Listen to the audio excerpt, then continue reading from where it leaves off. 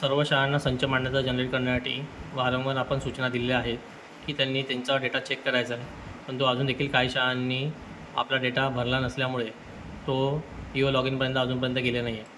शाळांनी सर्वप्रथम स्कूल पोर्टलमध्ये जायचं आहे. स्कूल पोर्टलमध्ये गेल्यानंतर आपल्याला इकडे बेसिक डिटेल चेक करायचे.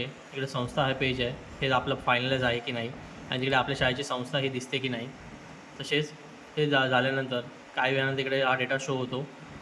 त्यानंतर डिव्हिजन आणि एड्स ह्यामध्ये आपल्या सर्व डिव्हिजन आणि एड आपल्याला अपडेट करायच्या आहेत, ज्या ह्याच्यामध्ये जसं की मीडियम आणि एड टाईप आणि सेमी इंग्लिश हे 3 डिटेल आपल्याला याच्यामध्ये अपडेट करायचं आहे. इकडे स्टँडर्ड सिलेक्ट करायचं आहे, एडिट बटनवरती क्लिक करायचं आहे आणि आपल्याला हा डेटा तिकडे अपडेट करायचा आहे. हे झाल्यानंतर आपल्याला फायनलाइज बटनवरती क्लिक करायचं आहे.